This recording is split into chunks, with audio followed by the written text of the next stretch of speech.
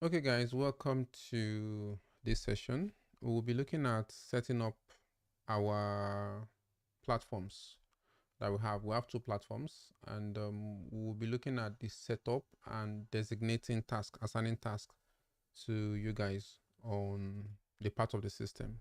But obviously, there are kind of a lot of things that you guys need to know. The stack, what we are doing, and also who is doing what. So let me close all these wonderful tabs and then try as much as possible to make this cool for you guys to see. So we'll be dealing with two projects, and we have 4 people on the two projects. We have LK, you know yourself, TG, PG, and AC. I think you're just joining us here, AC. So I'll be using this to tie to who are going to be handling what. We have Edge and Asset Gear Mobile. So this is supposed to be a mobile app for Asset Gear. Okay. And the idea is that they are using technically the same technology or stack to harness what it is they are doing. So what is the stack that we use? So stack guy. Who give you Flutter? So I'm using my SQL. We use Golang. We are using Vite, even though it's not a programming language. We're going to be using React Native. We're also using React. Yeah, Expo, brother Expo out. Expo. So stack doesn't have to necessarily be just, stack is more of like technology, by the way. So we're going to be using, what's the other one again? So React itself. So I'm going to put this guy together, even though, yeah, well, they can just sit separately because they are different technology. So whenever you're using React Native, definitely you're going to be doing Expo. Then, yeah, Tailwind. Finally, Tailwind has, let's say it has won over the battle. People are just been bashing me a lot on this Tailwind. Let's do Tailwind, let's do Tailwind. So let's just use Tailwind because the while I done too much. Okay, so we're going to be using Tailwind, and one more thing that we're missing, TypeScript. So we're heavy on TypeScript, no JavaScript. When I mean no JavaScript doesn't mean that, but you want to reduce JavaScript. So let me just remove it. So TypeScript. Ever since I started doing TypeScript, it has just been wonderful. And the idea behind TypeScript is such that you want to catch some of these bugs before they go live. Okay, if you've been doing this for a long time, you will know that type is very important. These are the things that separate experienced programmers from people that are just starting up. Okay, so I've captured quite a lot of stuff. Okay, these are, what do they call it? Honorable mention. So I would say these are honorable mention. So let's put it out there. PNPM, PNPM, huh? NPM. Okay, so let's see. All these guys, we have all these guys. Some might have, some might not have. Like this one now, this won't have this for instance. So not necessarily that they will have everything, but that gives you like an idea of what's going on. Okay, obviously you know where all these guys are used. This is for backend, so I won't start to waste time on that part. The first project that we have is Edge, and Edge is a SaaS HR software for short. And the second software is a mobile application and is supposed to be built on Asset Gear software itself. So let me remove the endpoint. We don't need that for now.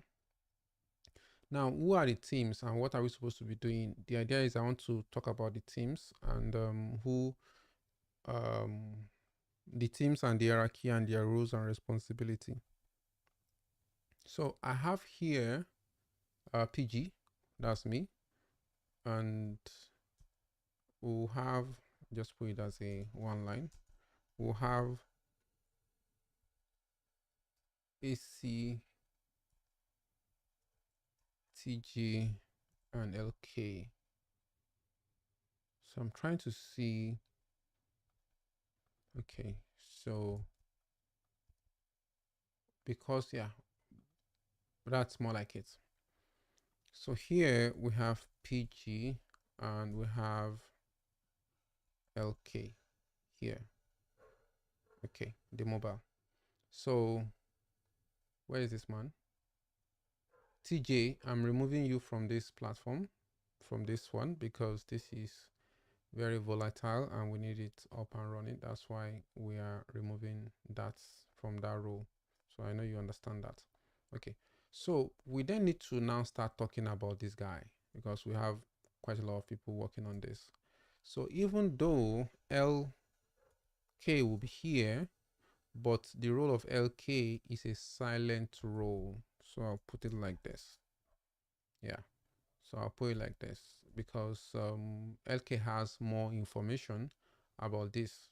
So if AC or TG needs information, you can reach PG or LK. So I'll put it like this, but I will need LK more here, so to say. Now let's dive into the project. I'm sure we are itching to see how the code look like. I will not give task now as it is, but I will take my time to break down the code and see how we can understand the code, because you need to set it up on your own local system as well, and it should be able to run. Okay, so we start up with the folder structure. Let me see if I can pull up the README. The README will kind of give you an idea of what it is. So we have this structure at the back end. We have Go. Go is the Golang. We have Gin, which is the web framework. We have the Go RM. That's Go ORM or something. Yeah, that's for database connection. Then for the front end, we have all these guys, right? The guy tried to add PMP for me. So then this one, we're not looking at it for now. So it's just going to be silent. Okay, so how does the backend look like?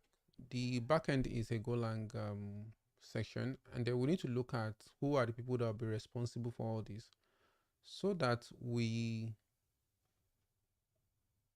about the responsibility. I'm still looking. I don't want to assign task yet, but the task can fall under any of the team here. Okay, but so it's good for you to understand both the front end and back end. It's good for you to understand how to write a simple REST API, because it's very straightforward. Most of what you are going to be doing are just writing simple REST API.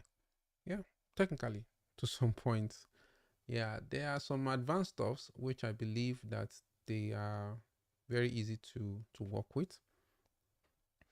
Okay, so this is the backend part that talks to the Golang, and there's quite a lot happening in the backend. I'll try as much as possible to explain it. Now, the backend folder is containing internals. Internal are where you write our private services or private code that we don't want to be seen by outside public. So Golang itself is module or is packaged like a component. So what that means is that anybody can, not anybody. So if you have access to the package, you can have access to code that you have here. But things that you put internally can only be consumed within the system. So this is like a way to set up, folder structure in Golang application. Then anything that has to do with migrations, we'll put it here. Public things that want to be accessed. If you want to expose public APIs through the packages, we can consume them. We can put them here. Now, inside the internal, we have these 5, folders.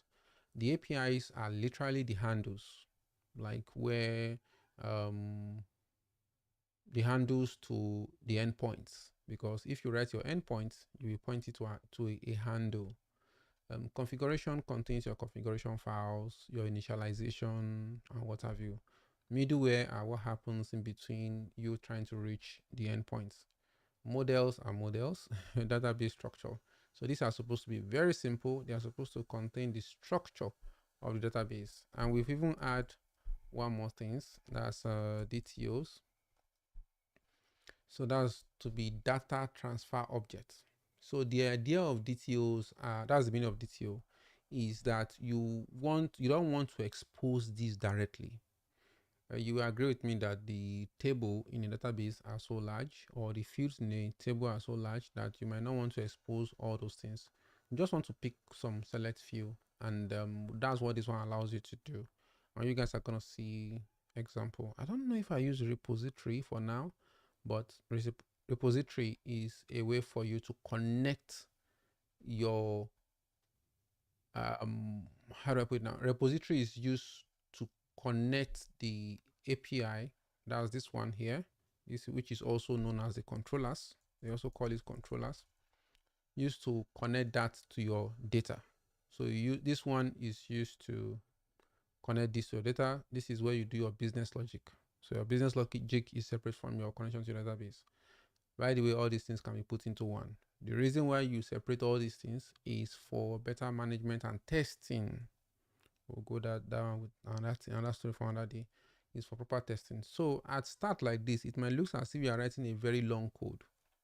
It might look as if we are writing a very long code to just access a record. Let's say get all users, right? If you are trying to use this now, it means you have to write this. Right, of course, we're not writing this one. So the ones you'll be writing 1, 2, 3, 3, 4, right? But we'll break it down gradually. So some of the parts here, I didn't implement them because I don't have a need for them yet. By the time the program starts getting larger, we'll start implementing other parts of the framework. Now, this is not necessarily a framework, or this is just still Golang itself. This is just we framing the whole thing to meet, standard. Then anything that has to do with migrations fall in here. Yeah, that's what it just means. So I don't want to go into ORM for now, but one of the great things about migrations is that if you create a new field inside your model, you can actually run migrations and that field will be updated in the database directly. So I'll let that sink in a little bit. You guys might do an example or something.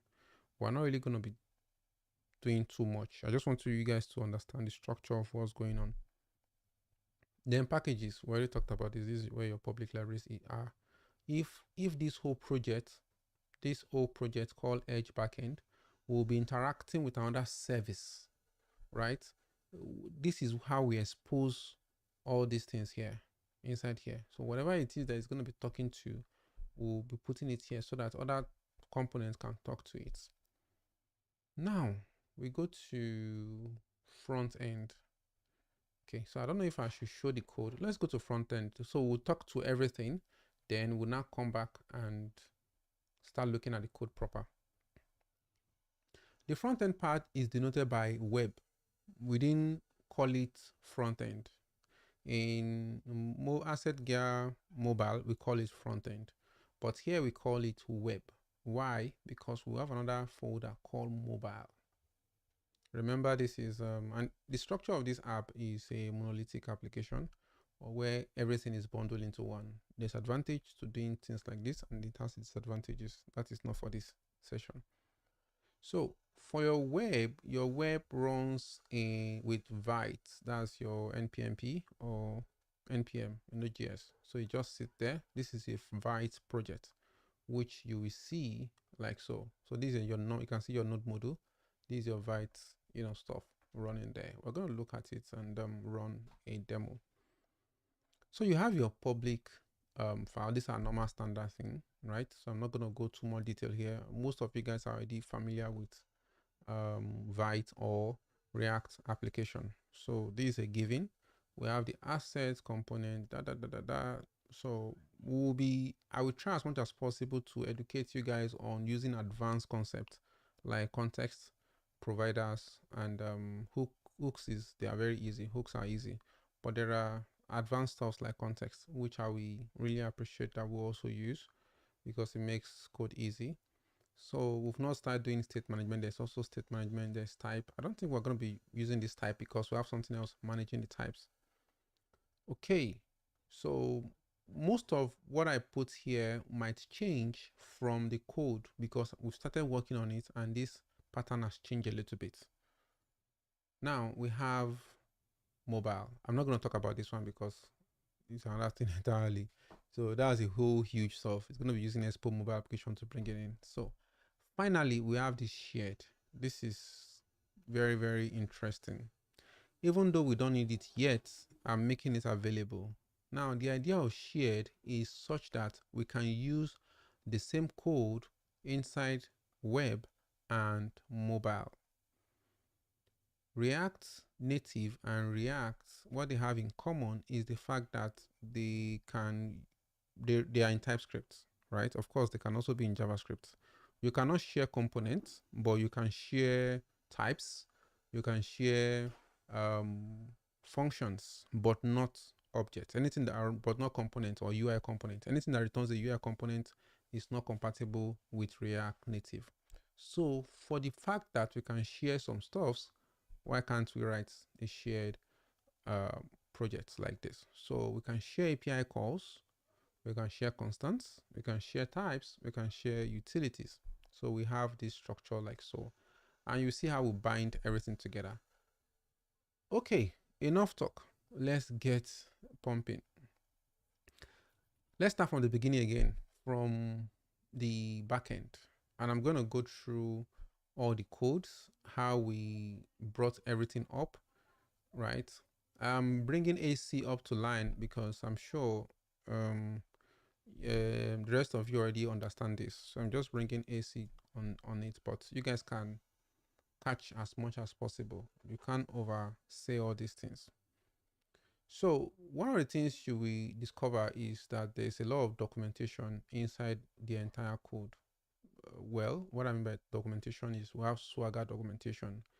I will try and look for the video where I talked about where we did Golang, right? So that AC can have access to, the training video for the Golang class itself. So I will not be repeating most of the things that we've already said before. Example is how to set up Swagger. Swagger is for code documentation. It makes everything easy. Apart from the fact that we are documenting the code, we get a free code documentation. So I'm going to run it to give you an instance of what I mean by free code documentation. So I have my terminal here. And the next thing I want to do is there are several ways in which you can run your Go, but I'm going to run it in a very funny way. This is the way you will be running this for this particular project. But normally you will run your backend with, let me just run it the way I want to run it now. So let me just start the dev. Okay, so we have our app running here, but what I'm interested in running is actually Swagger. I wanted to show you this Swagger guy.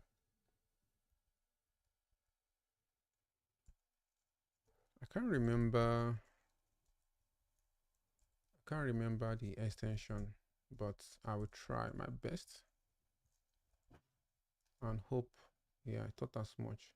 I can't remember the endpoint. Okay, so let me use one of the library that is already opened. So it's supposed to be Swagger index.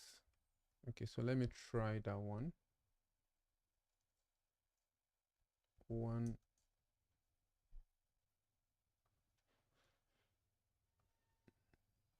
So this is not the documentation, this is for another project.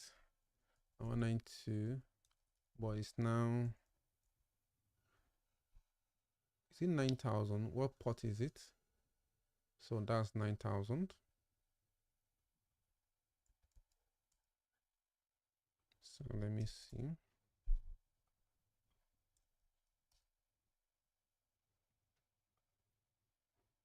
Okay, our Swagger documentation refused to come up, but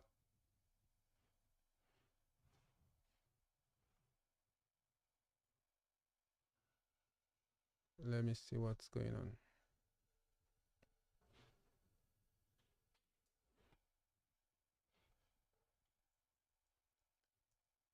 definitely is not 3000.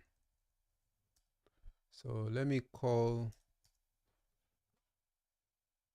it's supposed to be on this IP.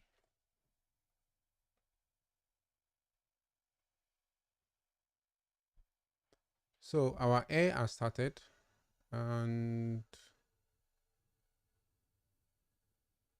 okay. So I'm gonna run it manually so that we can run the tests. So I will do cd backend, and what I'm doing is I'm going into the backend and then I'm running it directly.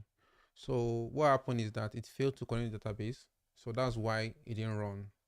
So it never started at all. So I just started the database, and let me run the make again, the method I wrote before. That's this make dev. So I guess the server never got started in the first place. That's why this guy did not eventually hit the target. So I think now we can have access to it. So is this swagger index.html?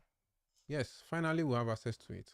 Now this is what the system gives to you when you use Swagger documentation or the Swagger commenting section to generate that. These are all the endpoints that we have. So you have free documentation when you follow this section.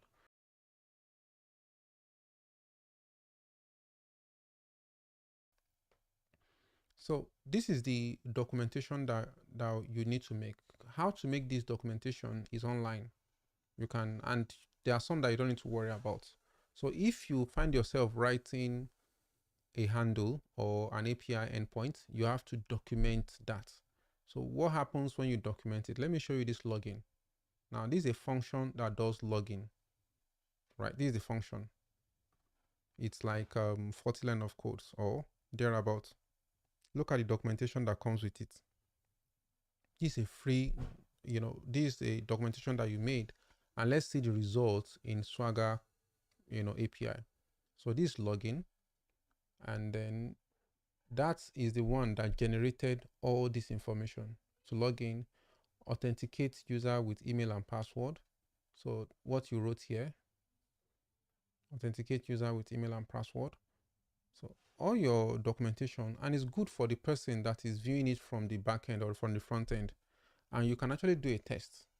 You can try it out and pass information here. You can type stuff here. And once you've done that, you can now say, oh, okay, execute. There's an execute button here. All this app, you didn't need to create it. I didn't create this app. I just follow the Swagger documentation, and then you have these results. So you can see that it says that invalid credentials, and this is 401. Those definitions are based on what you specify in this tag. This has nothing to do with Golang per se, because these are just commenting session, which is a Swagger standard, right? And you still see where these things will impact the entire system later.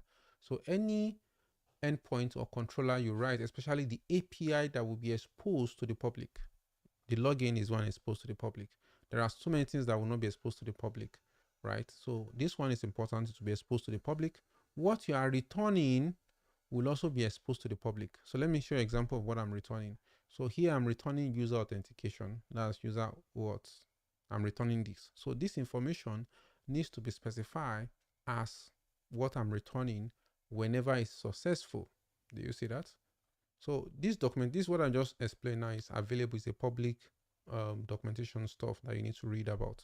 So you have to put the objects that you're returning here, and guess what? That's what comes out as a result of your computation. So when you have an OK status, like 200, it returns the employee information, and then you can also go and see all the models. So you have all this model, these user authentication, the token comes in here, then the user details. You can browse through to see more information about the user. So anybody or any of the front-end person can see all this and then implement. But the good thing about why we are using this method is that you won't even worry about creating the object part from the front end. It's all created for you, but we'll get into that later. Now we've gone deeper, but let's step back a little bit. Let's go back a little bit. So we're back in the main file. So by the time you go through your Golang 101, you will know that this is how Golang starts. You do your importation. There will be video that will send to you for you to see what's going on. Now Gene is for what? Is for having this Gene, by the way. So what Gene does is for your backend, for writing REST API, right, and more. So majorly we use to write our REST API, and here you are trying to use it to control how Crocs works, you know, what access you give to people using it and what have you. That's what's happening here. This is where you're not doing your AI routing, so ignore this one for now. I don't want to start talking about this. This is where I'm trying to use the service level layer, and then the controller, even the repository can also come in here. So we're gonna do another session for that one. So when you have your what's the router or the route, you cannot tell it what it should do, right? You say post which parts. So this part, a post should be handled by who? Login. So when login requires a post. And one thing you need to notice is that all these things are very important. This here that you put here must match what you put here. Why is that so? Remember that Swagger is converting all these things to documentation. So if you go and write nonsense here, this thing I write here is what is going to use inside your documentation here to try and access it. That's what it's going to use inside here. So whatever it is that you must have specified in writing your code must be in your comments. So you post here, that's the post you're calling. So if you were using get, guess what? Is get that will be here. So you have to pay attention to those little details. That can, you know, take some time from you. So if you want to log out, I've written endpoint for this. These are public accessible routes, meaning anybody can access it. It's not protected. Obviously, you know, when you get into the app, you want to protect some things. So this is where we come to now use middleware, right? So this is our first middleware that we wrote. We'll look at that later. And the idea is that you want to protect this authenticate me is to check me.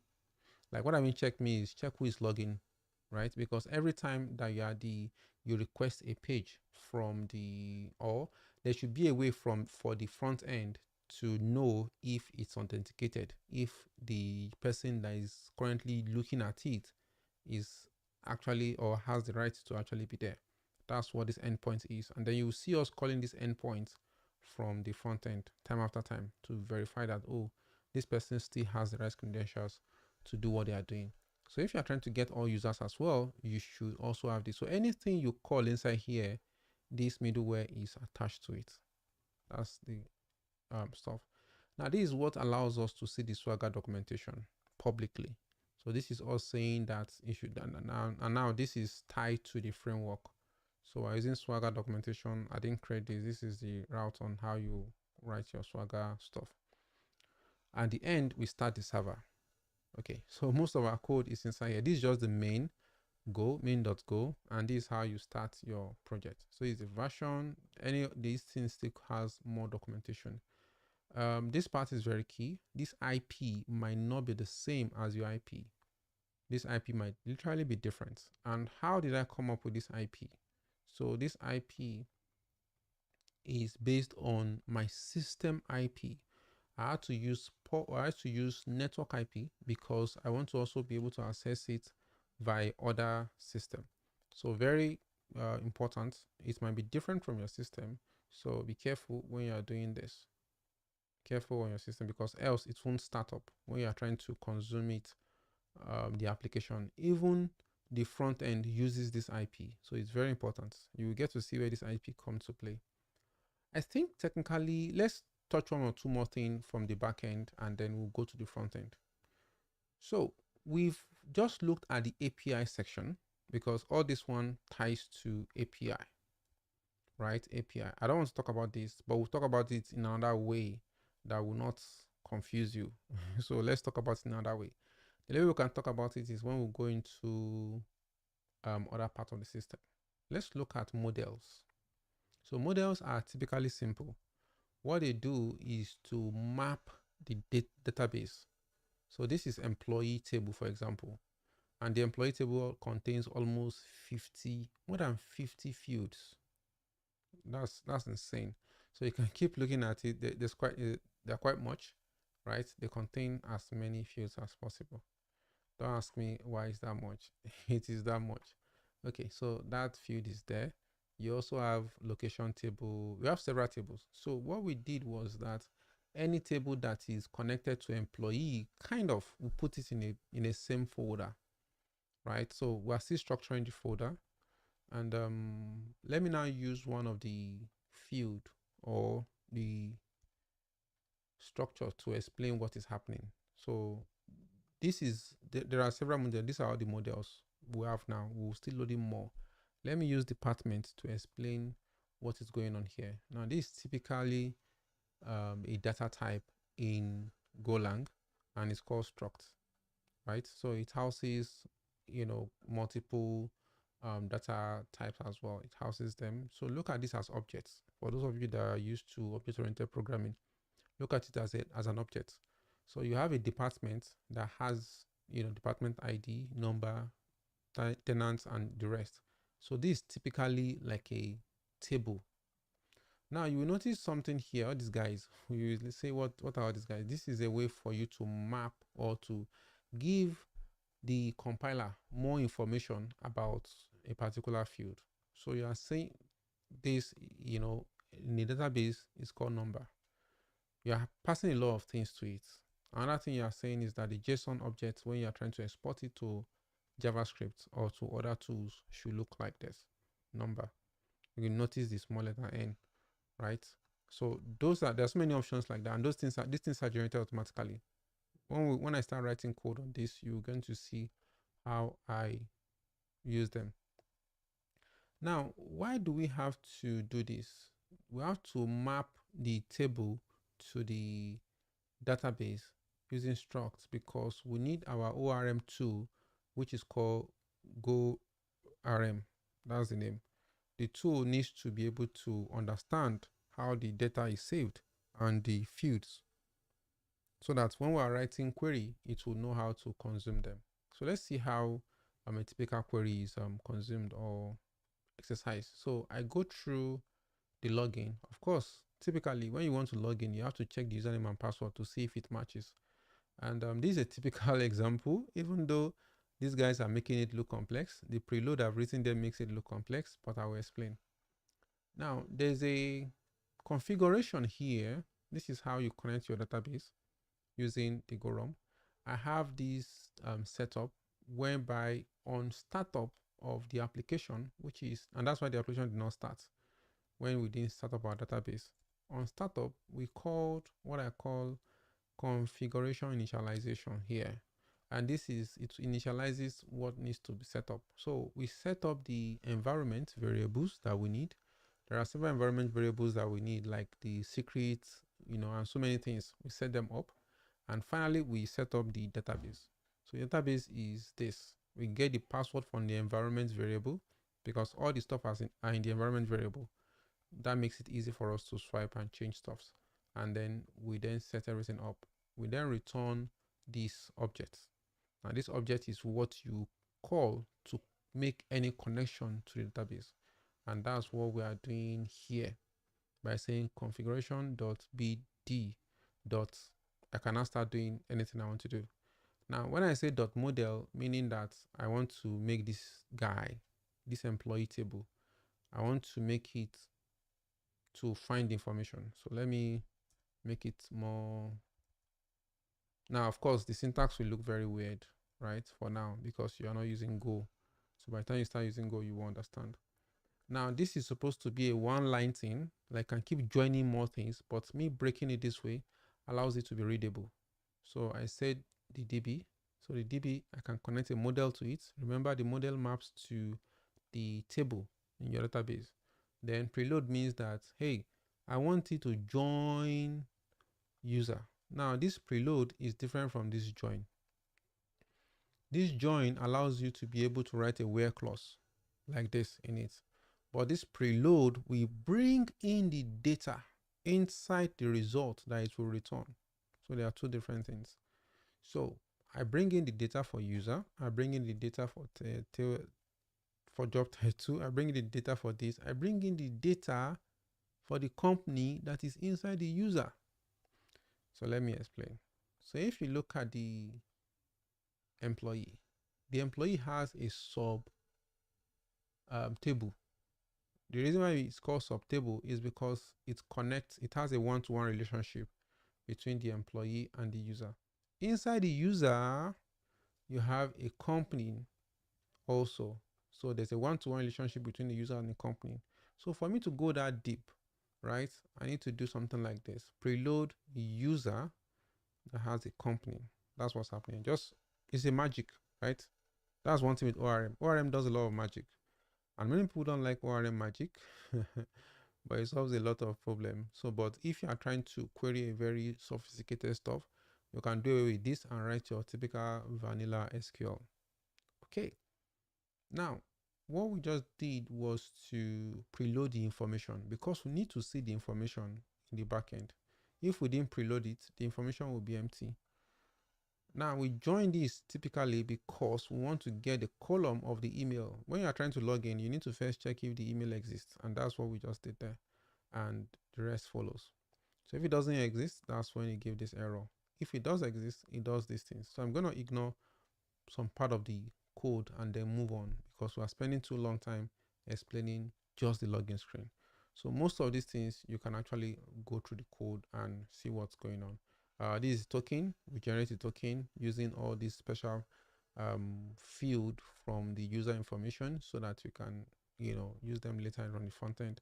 The system uses cookies to save the user information, and the cookies is revalidated every time. Now this is the me thing that makes sure that it checks the cookie to make sure that you are still allowed. So this way it checks the claims, and then if you are not authorized, if the claim does not exist, it's say you are not authorized and then returns. But if you are able to bypass this guy, then it checks this and return your information to you. It joins your user. The same thing it did when you log in, it return everything back to you and gives it to you like, okay, yeah, you are the right person. It logs out, deletes the cookies, right? Very important. When you log out, you delete cookie. So we've not yet implemented reset password. So typically that is that for now. Now, where does DTO comes to play? DTO is returning something very simple for the user. Imagine here you want to return employee and you're returning almost up to 100 fields. That's going to be terrible.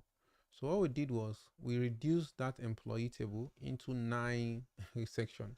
So we look at it and what are the things that is important for now. By the way, it doesn't stop you from creating as many type of employees as you want. So this can be, that's why you see a place I call basic job title. So here can be employee, you can give it a very nice wordings, employee hire or something, or employee job, or employee salary. So whatever things I'm going to put here is going to be tied towards things that are related to just salary information. So I can go in and bring, of course, that field has to be available inside the employee table itself. So I can look at the employee table to see things that relate to salary. So if I do gross, so you can see this is a gross stuff, and then I can bring that gross here, and that becomes this value. So this can be used maybe if you are trying to get salary information from a particular UI, because it's not every time you need to return this. At some point you might need to just return only this one, and that's the difference between GraphQL. I don't know if you guys know about GraphQL. So GraphQL doesn't have these well, let's say it doesn't have this, but the idea of GraphQL is you can query the fields that you want and that's what will be returned to you. So that's another thing entirely. everything has their own downside to it. So but this is REST API. The disadvantage of REST API is that you get a bunch of data that you don't want. But another way to combat that is to make sure that the front end person is responsible to return, or rather the back end person return only what is needed. Another thing you can say is that, but the user does not know the fields available in audio system to determine which one to use. So that's another story for another day. Let's move on. Now, I was just trying to talk about the DTO, right? The DTO specifically is what I need here. If you go to job title has tons of columns. But when I'm just getting employee, I just need the basic job title because I just want to return the name of the title. I don't want the tons of details. Let me just take you through the detailed job title so you have an idea of what I'm talking about. So if I look for a job title,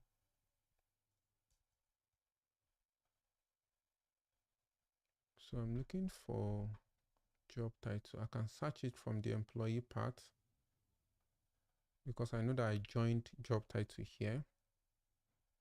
Yeah, so now this is typical column for job title. So you can see all the fields for job title: responsibility, minimum experience, job function, skills. So just imagine that you are getting employee and then you are getting things that you don't need as well with it. So that can be crazy. So you want to create a DTO to just respond to the data that you need, that your front end need. It makes everything good, better, and slick.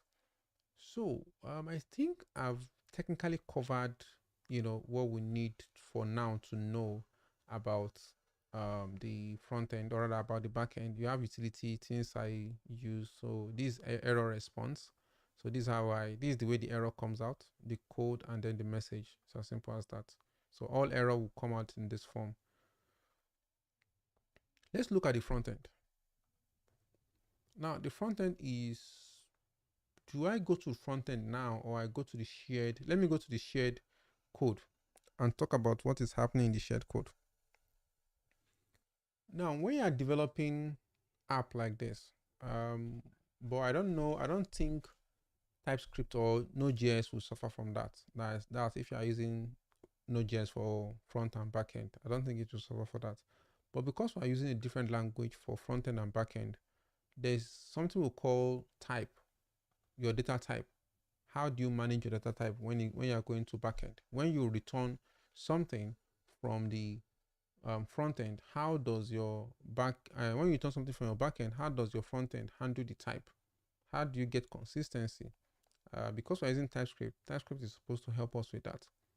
But that means that we have to create types for every type that we generate. We have to start creating the types in TypeScript, which can be very crazy. So what we did was to rely on a tool that will generate the types for us. So any type that we create here, it will generate it for us in TypeScript. And not just only that, it will even generate the endpoint call, the call to the database. It will generate that for us. So it's so crazy that it does that much. So I'm going to show you the code that I used to do that and the guys that were responsible in helping me out. So I use PMPM to do this. And I have a setup. I won't have time to explain all this setup for now, but this is the tool that helps me to generate the code. So it's called Open API TypeScript Gen, right? That is the tool I was able to use that. So the tool typically converts my Swagger to Open API. Then from Open API, it converts it to TypeScript. And there we go. And let me show you why that is, or how that is possible. Do you notice that? I could call the endpoints directly from this standard generated code. I could just do execute and it ran it and give me my code. So if this is possible, then it could actually create that code and convert it to TypeScript. So that's literally what this guy is doing for me. So let's go through the makefile. So I have a makefile which you will also be leveraging on. That's what I use to call start up the server. So this is the makefile. Typically, you will not do anything on the makefile, but I just need to explain what's going on. So this is the backend JSON. This is where the Swagger is being saved. The system generates the Swagger JSON automatically, right? And then keeps it here. And this there's another system that convert this Swagger to OpenJSON. So once that is done, we need to also put the point where all the API will be written, and then the API client directory. So that's that. These are the tools I'm using. And I wrote I wrote a one line of code to do this at once. You can run this independently by saying generate the API, that's or by saying Swagger. If you want to generate Swagger code, you just type swag and then to generate Swagger code separately. If you want to convert it to the shared code, that's generate type fetch API client, like you will see the code it will generate. Apart from the DTO, it will also generate fetch API for you to just write. You don't need to worry about how the API works. It just works. You will see the sample code. So this is what happens. It fetch the API. This is npx. It runs the open API TypeScript code gen that I showed you. So, and then it does all it needs to do. Okay. Then this is if you want to do API code gen, if you want to run backend alone, if you want to run web alone. But as I told you, I just wrote one script to run everything at once, and then I don't worry again. But since you'll be making code change every now and then, you will need to be running this guy, gen API, gen API, gen API. So how do you run this gen API? You will just do make gen API. So it's as simple as that. Make gen API. So it will run the API for you. So any code change that we made, so let me make a code change. I think let's do that salary thing that we did just now. But the thing is that, will it create, so let's do salary. And this time around, we'll remove this guy. We will now put gross. Okay, so that's new.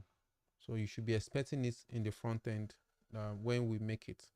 So because we've not started the server anyway, because the server might have started running, but you want to keep running your gen, right? We just generated something, which is cool. So let's even go and see what we generate. Well, we'll look at that. Just put that at the back of your mind that we created something new. That's employee salary. We'll get down to the line. Now that's how to call a single endpoint or a single part of the code. Now I just noticed something. The API that is generated, it did not generate the Swagger part of it. So let me redo that again. So I do make gen. The make gen calls swag and it calls gen API. So it does two things. So I just run that now. So this one here that you are seeing is us running swag initialize. For you that you've done, you guys remember that we can use swag initialize to run this stuff. It does this, and then it do our type conversion. Does the API. Okay, let's run our server and continue and go and see what's happening. We don't even need to run the server, but let's just see what's happening. Now the code is being generated inside this API. This is where the API stuff is that you write your API, because you're going to be using this one with your mobile. So we're not going to touch this one. Where we have our generated code is here, generated. I actually literally call it generated. So that way you know that every code here are automatically generated. You don't need to touch it. This folder is not to be touched by anybody. So if you want to look at what's going on, your codes are all here. So if you go to all this one, let me just pick something that's familiar. Notice all this. The reason why basic salary will not be generated because it was not used in the API. Basic salary was not used in the API, so it might not come up. So this is the employee DTO. So you saw all these other things, but I'm sure the salary will not come up because salary was not used in our code at all. So it doesn't need to come into the generated API. So guys, this code was literally generated by itself, importing the necessary things and matches the employee DTO from Golang. We don't need to do anything. We just have it there. And you see how we're going to be using it. So because we're going to be using this employee, you will see how it's going to be working. So all the generated code are here. It even generates how to connect to the API. So this is the model. You don't touch this one. is the services that you need. The services are how you connect to the endpoint. So let's look at the services. Let's see authentication services. Again, this was generated by the API. You don't need to do anything. You don't even need to open this place. You just need to know that, oh, there's a post authentication login. Why is it called post? Is because the system saw, let me show you here. The system saw that you are doing what? A post, and well, it picked it from here. It picked this post and it picked the folder name, I guess, or why do you call it authentication? I'm trying to look for the why it used. Okay, maybe use this one, but the whole thing is that this is what they call it, post authentication login. I can't remember why you use this authentication login, but that's what it's used. Let me check another thing. I'm kind of curious why you call it authentication login. Maybe you use the tag name. Yeah, maybe use the tag name, because I'm kind of curious why I use authentication login, but that's fine. It's cool. So the system automatically generated this. I keep repeating this. It's all generated. I didn't write this code. You don't need to write this code, right? And this code are supposed to be consumed from your front end. By the way, this is TypeScript and these are our front end. So it has written the code to connect to the backend for you. And this is the interesting part. It knows the endpoint automatically. Reason because you specified it inside here. And to show you that, I will go to the generated code so that you see where it does that. So if you look at the core, there's Open API here, and I think it's here. Yep. So that's it. Inside the core, it has this already. This is what was documented from the main. So if you mess this up, it will also mess up your code. Of course, you should be able to debug it and find out what happened. Moving on to the next thing, these are the generated code. So let's see how we consumed it. So what I did was to make sure that I can call it from my, since the mobile is going to be using the login services, right? Can I create a global login stuff so that everybody can use? Now, I hope this will not sound so confusing. This user service is from the generated code. You can see that I did generated code here, edge/generated code. How did I come up with this name? This name was brought up by this method. So this is another explanation. I don't want to go into that. So we'll talk about that later. Let's go to the services that we're looking at. So I'm done with the backend. So we have generated code. We look at the services. We looked at the authentication services. This is the user services. User services just only have get users. So you just need to be able to call this guy. And this guy is available where inside user service. And that's how I was able to call it from, I want to look at the front-end package. So I wrote an API guy and I just say fetch users. So anybody can call fetch users. When I mean anybody now, the web guy can call fetch users, the mobile guy can call fetch users, and all of them will be happy. So instead of me calling it directly, I can call it directly, no problem. But what if something changes from the backend and it generated the new code? I just need to come and change here and everybody still maintain their fetch users. That's the advantage of doing it this way. Okay, let's still go detail. Let's leave the shared guy and then go to the implementation of a login page inside the web front-end part. So I just go to login. Okay, that should be under page or route. Okay, so let's go to login. So of course, there's a lot of things happening in the login page, but I just want to show you important things. Now, you can see the model, which is I won't call it model now because we are not exposing the model to the front end. We're exposing DTOs. And you guys know why we're using DTO, because we want to filter, all unnecessary stuff. So this is employee. Imagine we want to see the salary of the person, or we want to export something that is salary based. It will be employee salary, right? And that way, the fields we're going to be seeing are going to be making sense to just salary stuff. The reason why we are bringing this one is because what we return from the login is employee itself. Kind of, yes, that's what it returns. Okay, let's see where things start getting interesting. So all these ones are for something else. They are not connecting to the backend. This is where things are getting interesting. I want to look at the login stuff. Yes, this is it here. Use authentication. So this hook, I use a hook to do the login. So what that means is that there is this guy handles the login. I'm just doing hook here so that I just do the login. So this is the login. I pass in the credentials, username and password based on what is in the form.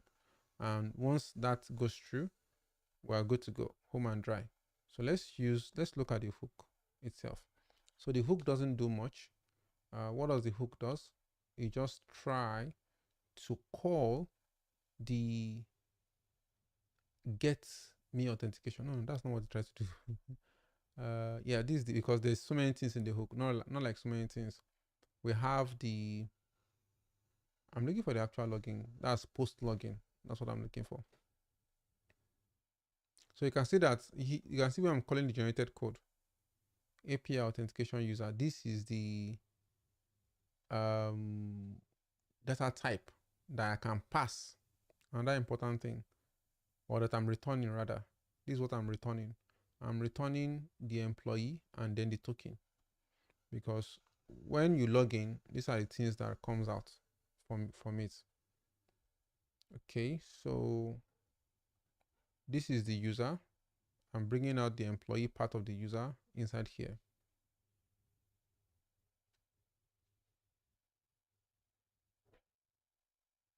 So this is using context, by the way, but I will show you the advantage of context. I just want to pinpoint the login part of the whole thing.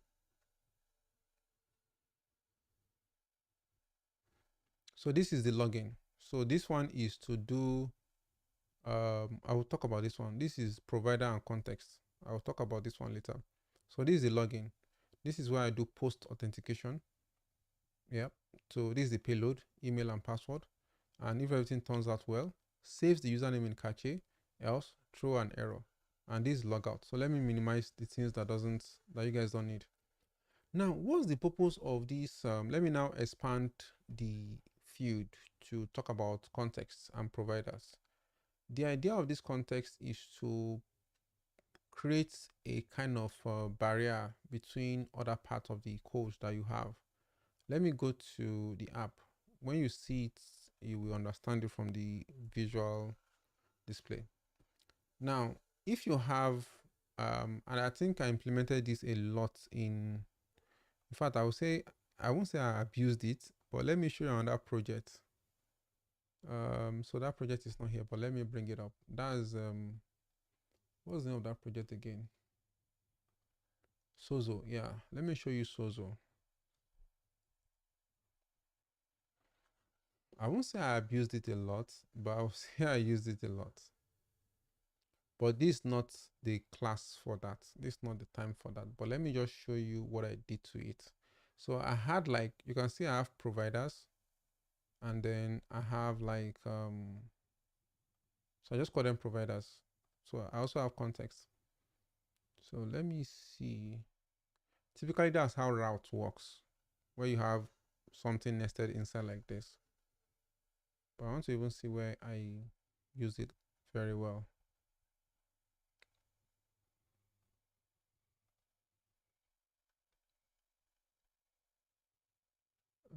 Types, I have types, provider, pages, account pages, change password, forget password, set password. It was more cart checkout. I'm trying to remember where it was heavily used. Okay, I think we'll just move on. I can't record the parts.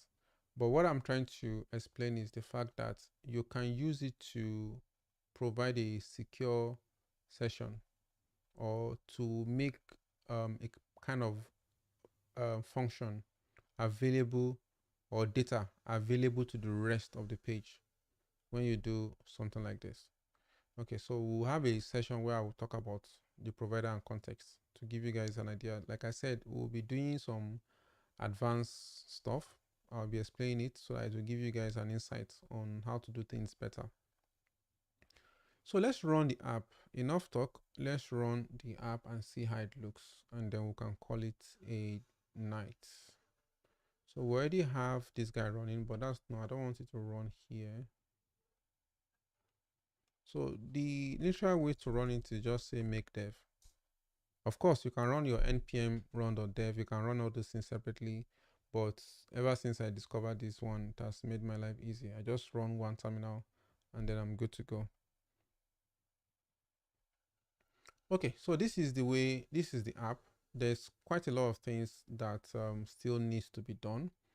And I will see if I can start giving out responsibility now. If I can't, we'll find a way to talk about when we'll be doing the responsibility thing and pushing it. I don't want to rush into giving responsibilities because you guys need to also go and study the code. If you need to learn the language, please go and learn it, especially the Golang. Yeah, that's from that part. So the UI is a thing. The theme of the UI is supposed to be kind of a glass effect. Not the Apple glass effect thing, but something, what do they even used to call it? I think morphorism or something, morph whatever. Can't remember right now. So I've tried to implement some things as much as possible. I've implemented some stuff as much as possible. We'll look at it and then we'll see what it is. I'll tell you guys what I'm expecting, where I stop, and then what we're about to do. There's way more stuff to do. I've not even scratched the surface, right? Yeah, it's called glassmorphism. Thank you, glassmorphism. Okay, so there's way more stuff that we need to put into the system, and I don't want to. I think I discussed with LK that I'm not going into the interface. I want to work on the outside, and that's where we need the team, right? We need to talk about how we will be doing what in the whole project. In fact, this background thing is a whole project on its own, which I don't want to even start discussing, because I don't want the background to be showing things that we don't like. There are beautiful backgrounds and there are terrible backgrounds, right? So this is beautiful. This is beautiful. Not too well. Not good at all. Beautiful, right? So we need to be able to approve backgrounds before they are part of the system. So for me, I have a belief that application needs to be beautiful, right? They need to be. I'm all in having a beautiful applications. Before you start looking at what the app does, it should itself be beautiful. So this is not too good, right? The background is not good, even though it's beautiful, but it doesn't match what I'm looking at. This is still not good. The reason because the focus is taking you away from the main thing. So trust me, you see good one. This is not good. This is still not good, even though this is a popular background. It's a popular one. This is not good. It's too bright. This is good. I hope you guys are getting it now. This is good. It centers the whole thing. It puts the app in the middle of what is happening. Let me log in as so this is not good. This is good, right? This is good. So by that's different. So what I'm doing is that like I said, there's gonna be a session for me to highlight all the things we will be achieving with this project and how we intend to go with it. First of all, when we have project like this, the first thing is I'm sure people are always rushing to start coding. Coding is the last thing they're supposed to be planning. Unfortunately, we don't have what's the word for this now? We don't have the UI we're following for now, unfortunately. But I'm gonna work on it. I'm gonna work on it, right? But we can start moving towards a common design pattern, and the design pattern is these effects that I've set forth. As you guys notice that when you log in, it still continue with the approach of that design. It still continue. By the way, this is not how this thing is going to look like. This is just a dummy. This is terrible. Yeah, this is not good. This is not what I'm looking at. But you guys will get the gist by the time I start, building the interface. That's supposed to also take the lead on what's the way, the app is supposed to look like. So we're supposed to take a lead on that. Okay. Yeah. The next part of this project is for majorly, yeah, that's what I wanted to even add the other time. So majorly, when you design app like this, the first thing you do is authentication, which I've done. Not that I'm finished with it or we are finished with it. We are not anywhere close to finishing authentication. Authentication can take a month. So what I mean by authentication is that you need to do it end to end. Like, how will the user go in? If they forget, how will they retrieve? How will they come in for the first time? So that is all authentic. Of course, we're not going to spend a month on it, but we're going to, plan it, and that is done end to end, because you need to worry about onboarding as well. How will new people join the system, right? And that is all authentication. So after that, we then into, that's why I said that for the next couple of weeks now, we're not worried about the inside. We're worried about starting from the outside, how to bring the user in and what have you. Okay, so there are several design. Like I said, I'm working on bringing the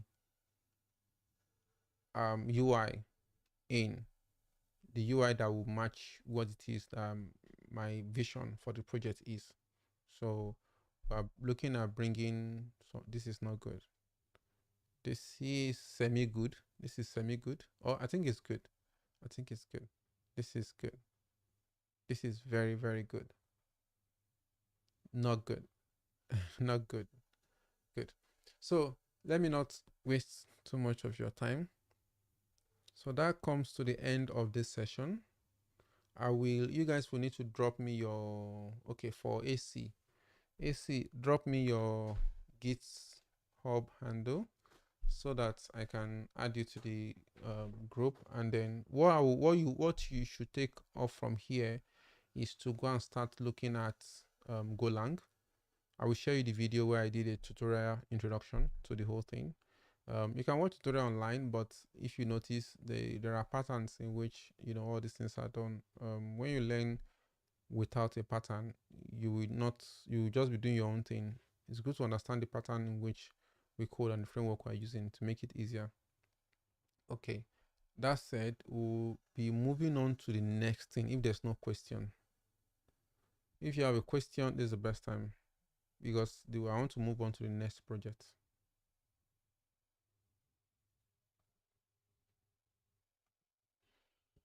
No questions.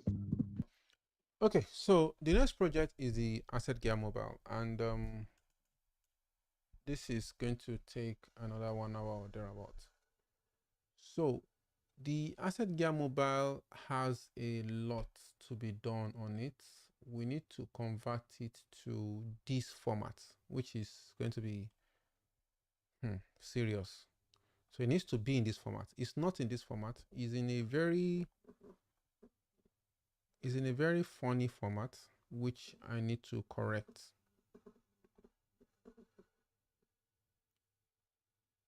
Please mute your session.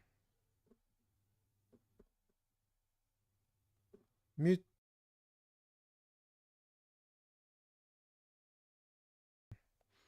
Okay, so let's go ahead and do this.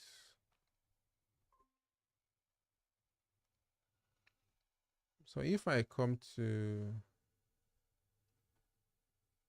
where is the guy? Mobile. There's quite a lot of setup we need to do here, because we need to enable code generation. Actually, we need to enable code generation for this, and no best way to start than just converting this one to DTO. So LK, we are going to be working on this together, so it's very important you pay attention to what is going on. And also, The rest of you can also look at what's going on, because to help you to build what it is you are building in your own session. Okay, so even though for now I might not need to worry about DTO for now, because I want to just focus on converting it to a shared folder like we did. So I'm going to create a new folder here. So we're going to be doing a lot of try and error, because this, I can't remember most of the things that I did in the other project, but I'll try. So I'll try as much as possible. So for start, we need to duplicate all the things we did here. So first of all, we need to have pn.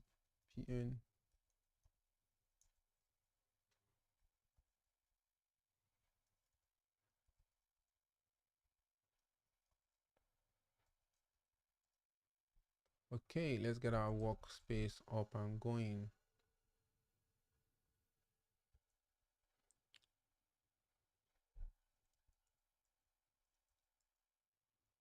So do we call it front? Okay, we'll call it front end. And then we'll leave this one from here. We'll call it this way. Okay, I'm tempted to call it mobile, but let me leave it like this. So the next thing we do, the lock is going to be creating by itself. So we'll have the package. I don't know if I should create the package myself, but let me go ahead and do that.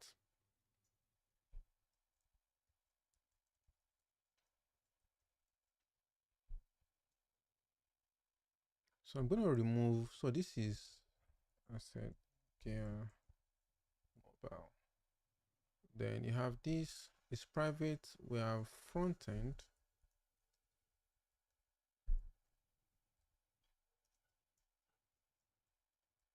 We remove this guy, and this dependencies still counts. We are still using everything that is here. Okay, the next thing we need to do, I need this make file, even though not now. I'm gonna need it a lot. I'm gonna need it. So that make file is not copying, so I call it make file. So it doesn't have any extension, it's just like that. It's a weird guy. Okay, so I'm gonna be following through individually to see what I need to remove. So I'm going to maintain this like so. The parts that I think I will not be, I think I'm going to leave everything like so. Yep. I don't need to do the mobile run because we're not running specific mobile stuff. So anytime we have web, you're saying we should call it front end. So let me call it front end, even though it's not necessary, but since we have a folder called front end, it just makes sense. So let me just look for web and call it all front end. So even though this one is just web front end clean dev. Okay, so I have that done. But what do I need to do on the backend side? I don't think I need to do anything on the backend side. Yeah, let's see if the code is generating at least. Let me do, I think I have a folder. It's supposed to be in a generated folder. Did I have a place called generated? Generated, because I remember that I created a folder.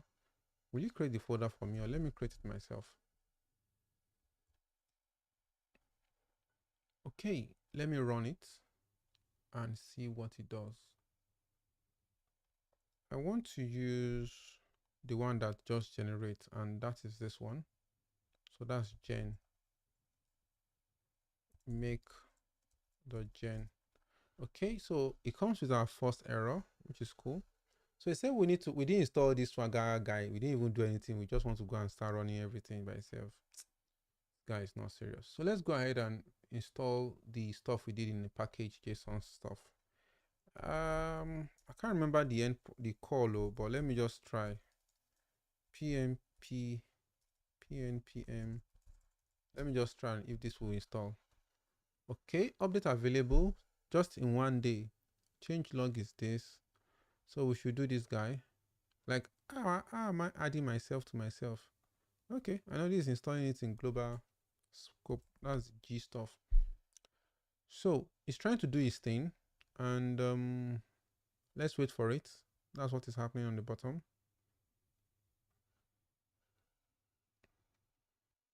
So I think it has finished doing its thing. So you say we should do that guy. Let me do it. Okay, so let me not do it. It's not by force. Let's go ahead. So it's saying to update, but okay, let me ignore that one. To create automatically. Now let's run that endpoint again and see if it will work. Okay, it looks like it's working. Yep, it worked.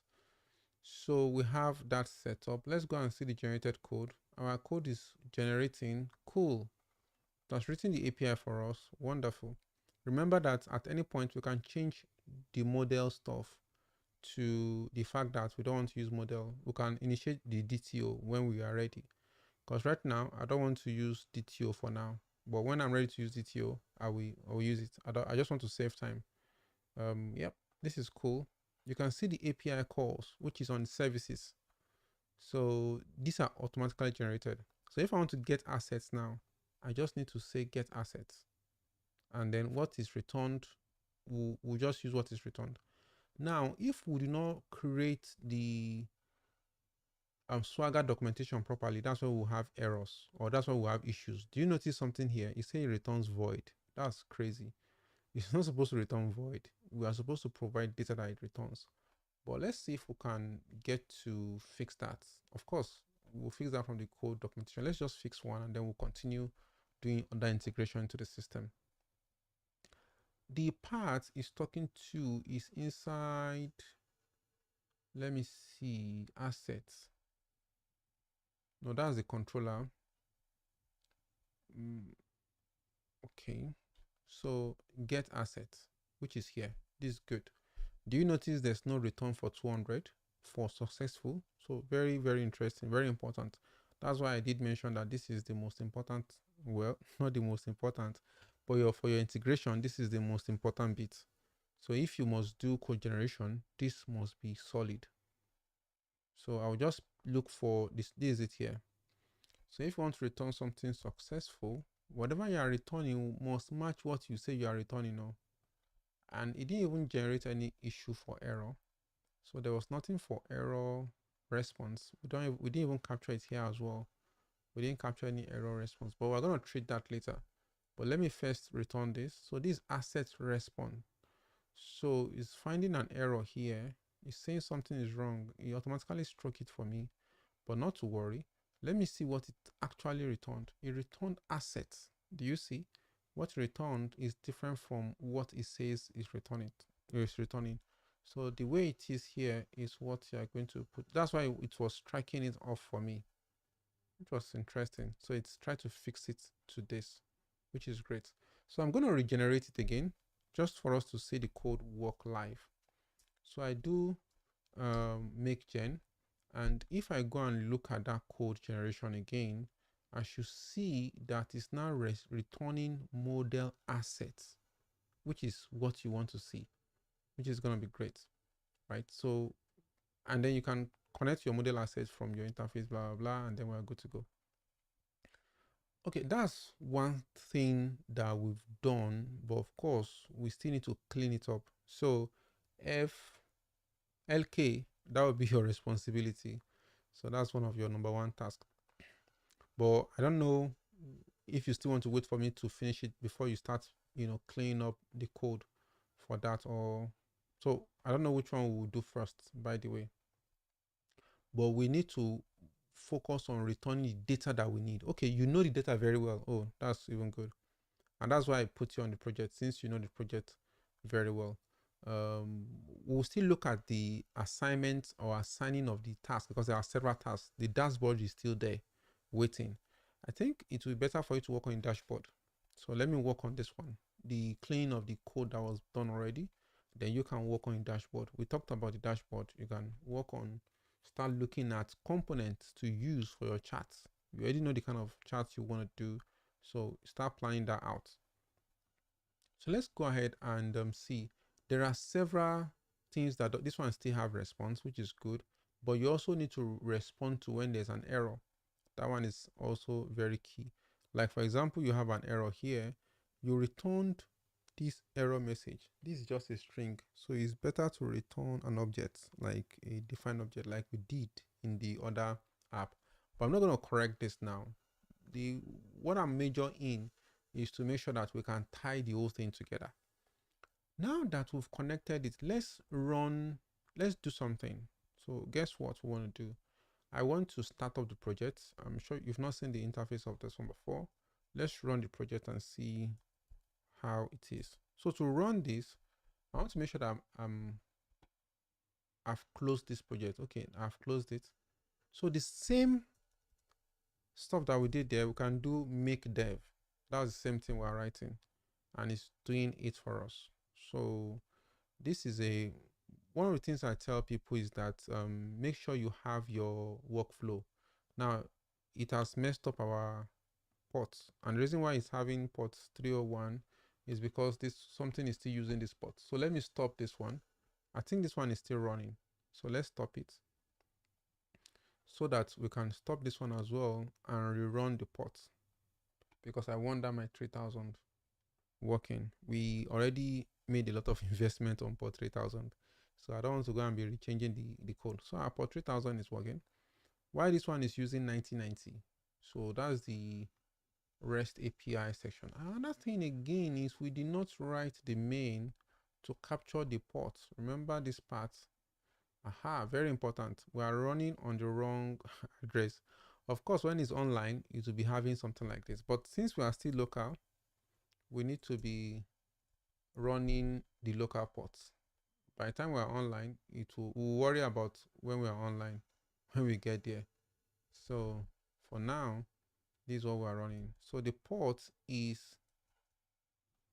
1990 as opposed to having 9000 like the other app. So this one is running 1990. So we need to regenerate this guy so that it gives us the Swagger documentation to point to this and not to asset gear. Now that that is done, we need to run the application, which we've done. We just need to pop it up. So the application is, I can't even find the link. Okay, yeah, that's the link. So let's run it and see what we have. Okay, so we have the application running here. Remember, it's a mobile application, so I don't want to put it inside our mobile window yet, because we'll be having error. So I want us to be able to manage the error and see the error live and direct. So this is the dashboard I want you to work on. But for now, let's play a little game. Let's try and get assets and see if it will work.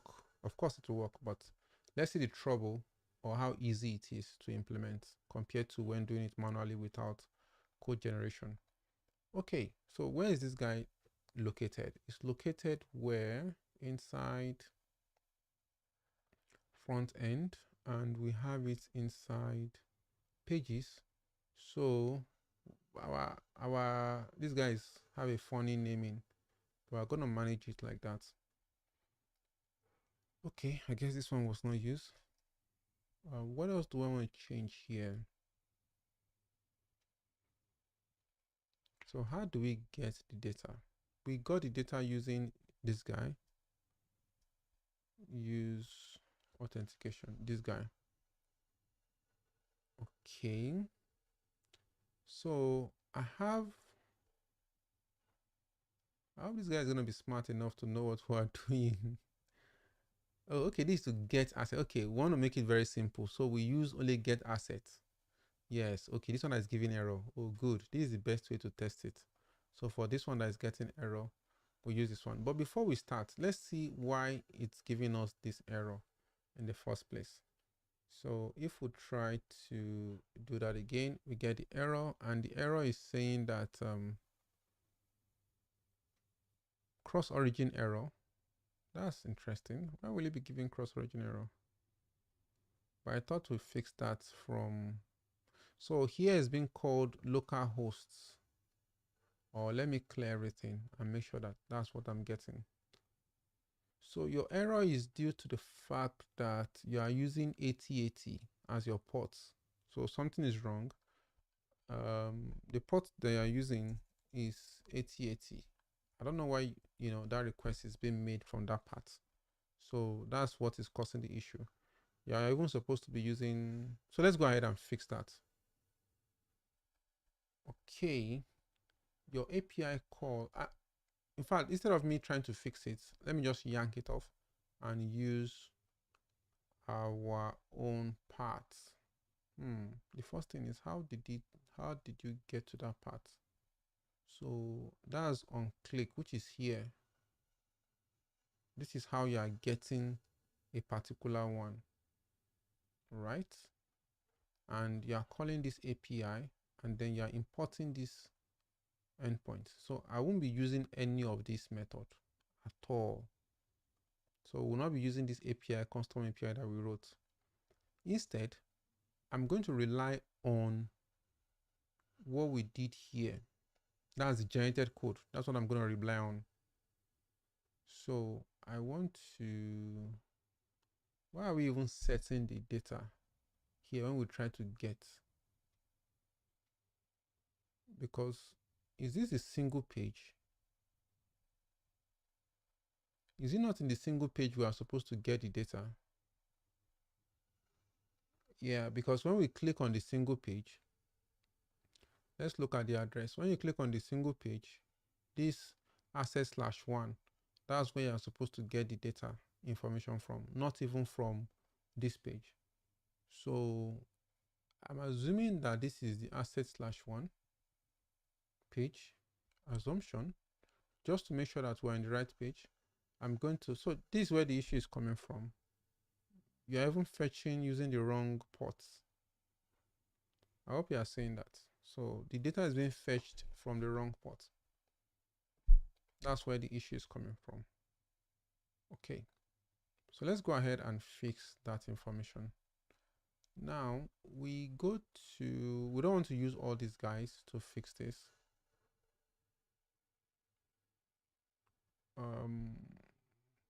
So let's go ahead and see. Why is it calling use effect for us? I don't want to get use effect. I don't want to use hook. So let me get at edge. Let me see if it understands edge.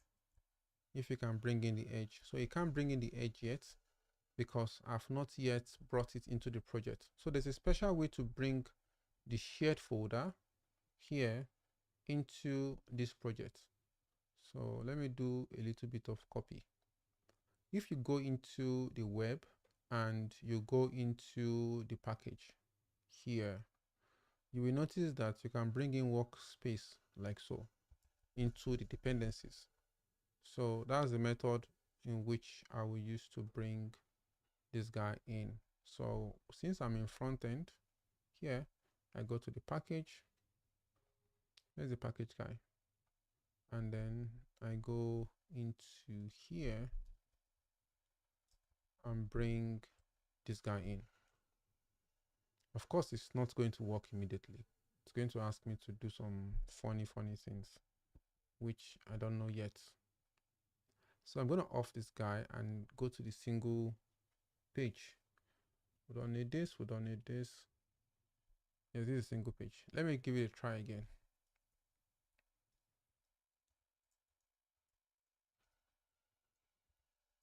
So import.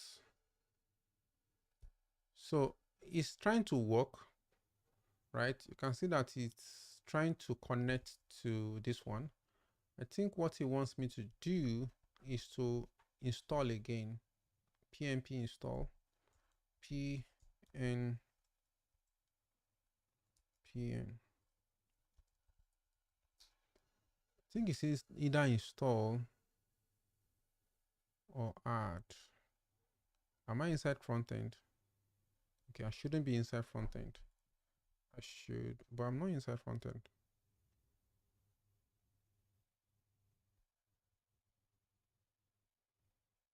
The front end is a dependency, but no package name. Okay, so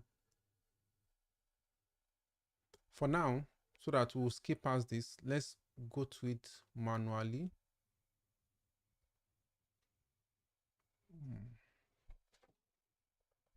This error happened while installing a directory dependencies. Let me ask for help. Let me phone a friend.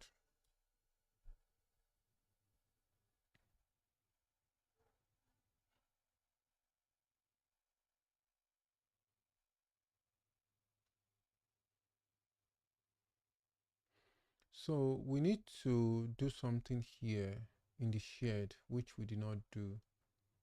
But here, we didn't have anything like that. Yeah, we need to create package JSON actually here. We didn't do that inside the shared. Yeah, and that will expose it actually. So inside the shared generated, yep, we need to expose it.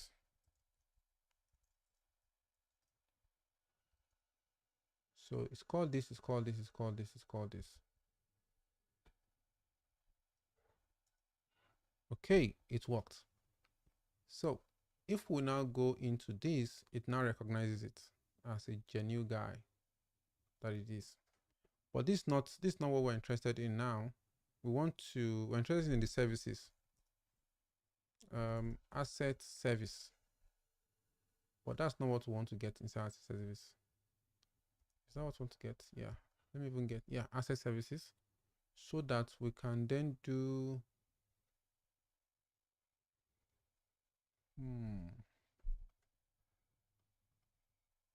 where is the use effect guy? Inside here, we can now say this dot get assets. Yep, we can now do something like this, but this should return, it's returning a promise. This is inside a use effect now. Yep. So there's all this is not necessary anymore. All these guys. But I'm looking for a way to remove it safely.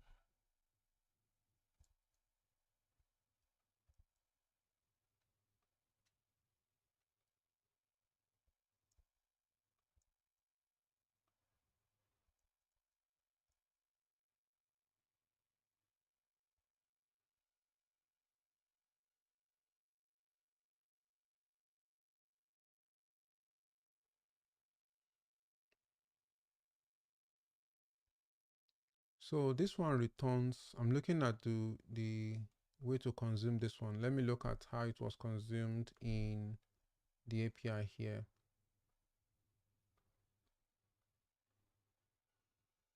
So that I will just consume it and go and enjoy myself. Use services. That's under mobile, no, web.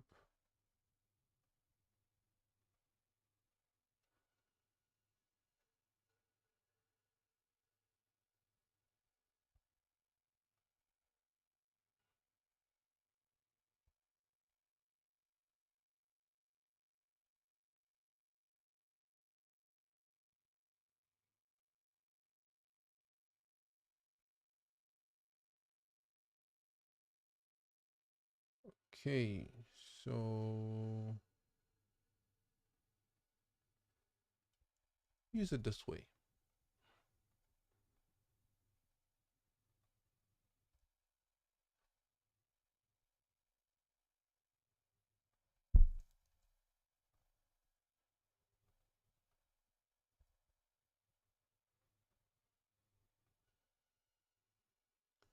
We have, this is called, what do we call it, asset service. Yep, get assets, the ID. So we set so what returns is asset. So we return mobile assets. So this mobile asset is inside here, or we set it to null. So we need to create assets and set assets. That's what is here. Asset and set assets, but we now tie it to mobile assets, not this asset that is created now. We don't need to now create special asset again. So we now call this mobile assets. I see mobile modal assets. So update it. Okay. So the error, we might need the error soon because the error, what it returns its own kind of error. So we're going to set error. It returns it if there's an issue. Now I'll talk about this later. I'll talk about this one later. So we're fetching, we're supposed to call it fetch session, fetch assets.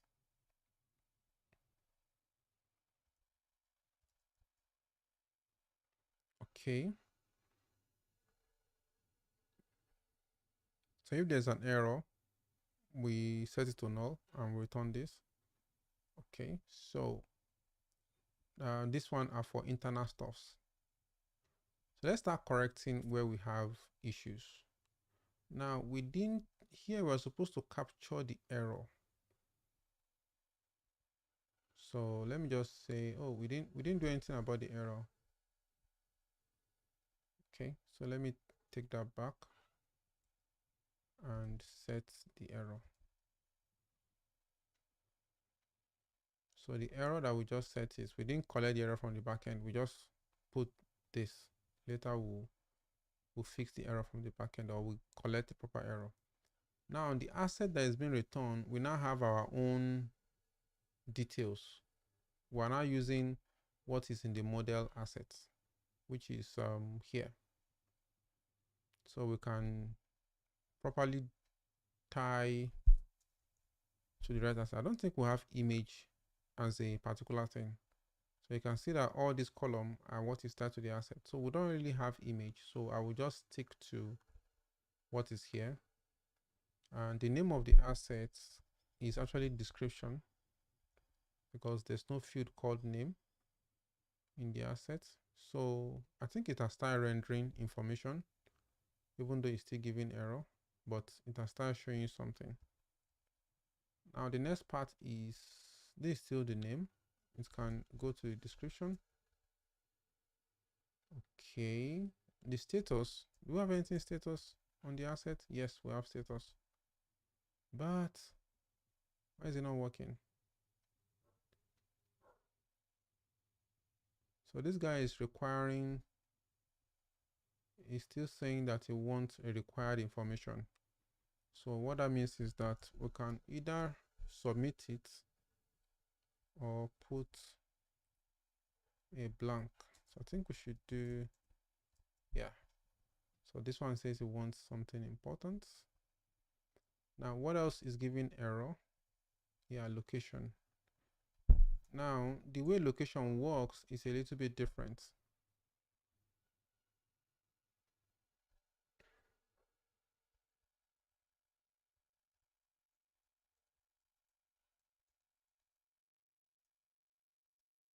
I've not used AI since, and that's weird. So to make our work easy, the guy is locations, and this is not the what I expected to do for me, because the locations uses map, because it's not just array like that. Use map.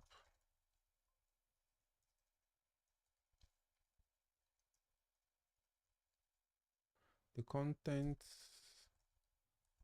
of locations is an object. Okay, so I think, yeah, it's still not okay. Okay, so this is not supposed to be map. It's supposed to be model location, which will be imported. So you can see importance of the data type. So you can see why it is bringing the model location. This is all coming from Golang, right? So that's the interesting part. So I now said, oh, I want the name and the ID, so which it knows. And I think that is it. Let me see if there's any other error. Apparently there's no error. Let's see item that has location, because I don't know why that one is empty. Not for my handle. All of them are empty. So it means we're having a fundamental issue somewhere. And that issue can be from here. Maybe the ID is not being passed properly. So this is where we inspect elements to see what is actually being sent out to the backend. Because if we are sending the wrong thing out, we might not see anything. So let's first check. Let's clear everything. I make a network request. So console is clear. Network is clear. We are kind of hitting the backend correctly.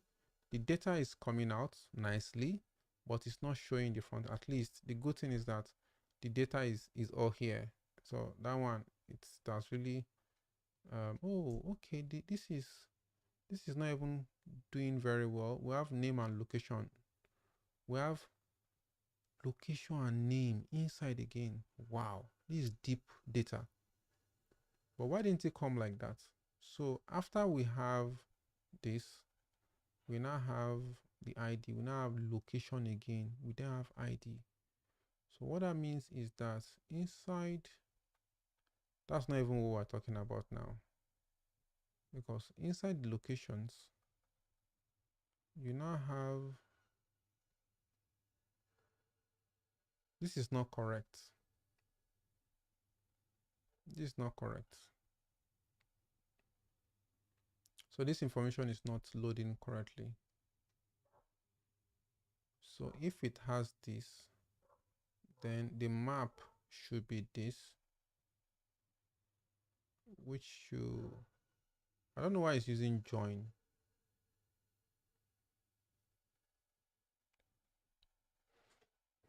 But I will come to that later. Let's even see why it's not showing the description. Nothing seems to be loading in the interface, even though the data is there.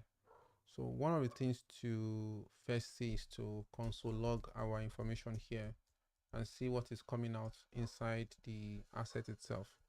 So that will give you or give us an idea of what's going on, because some things seems not to be working the way we expect. Okay, this is beautiful. Is bringing our result, but the thing is that the data that is returning is not in the format that we want it. It's bringing the format of message, data, and success. Oh, that's where the problem is coming from. It's not bringing the data type that we planned for it to bring. So we need to change it to return only the objects. So I know this is going to be a lot of massive code change. We need to make it bring only the objects, but we can actually do something. The data is not model, it's returning something else. It's not returning model. So let's go ahead and fix it from here. Even though we said that it should return assets, that's not what it's returning. It's returning something else, which is very funny, because what did we say it should return? Asset, but why is it now coming with, oh, I see what is going on. So we wrapped it inside here, that's why. Okay, so it looks as if we might not be using this guy for now because of what I'm trying to implement, or the style of what I'm trying to implement. So we might just be returning the data directly.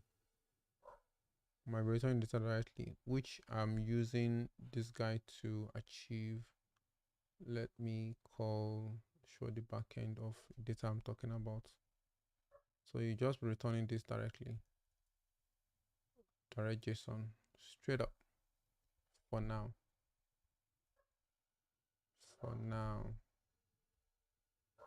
So we will need to stop this method.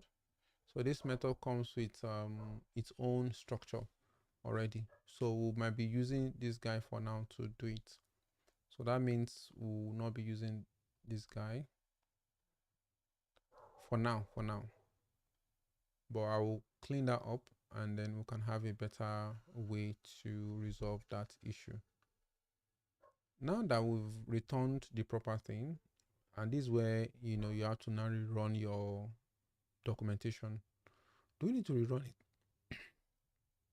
I don't think we need to rerun it because we've already told it what is running, just that the API is not running the right thing. So if we do this, it should not be working. All right. So because it now has the proper data that it needs to work with. Okay. So by the way, this should not be saying asset starting on top of here. That's misleading. But I don't want to start doing the UI now. But the part is the location. I have several locations, so I won't be trying to fix the UI right now. We'll be doing that later.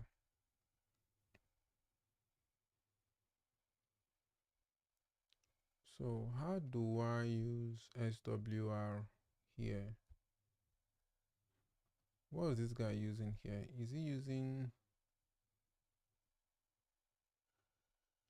Okay, that will be advanced stuff for me to handle. So guys, that's how you go to make use of your Swagger and your front-end, back-end Golang all together in one place. So we don't need this guy anymore. We've done a huge, I say too many. So we've done a huge stuff here because we now use I can mute this one. Okay, I think it's already disabled. Why is it saying 10K needs to be pushed? We're actually done. So I can mute this one. I need to add it to git ignore so that it doesn't go as part of what needs to be pushed.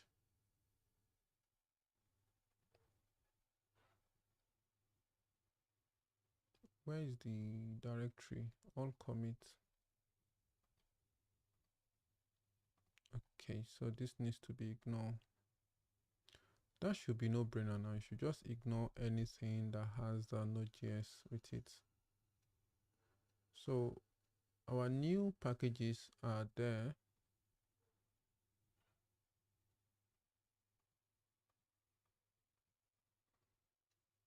Okay, I think our code to push is still massive. It's still insisting on pushing this one.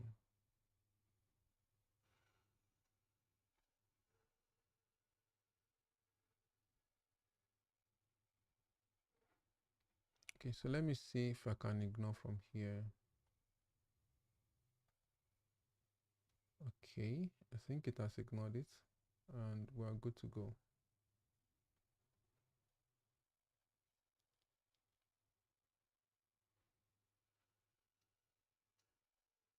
Yeah, so that's the update for now.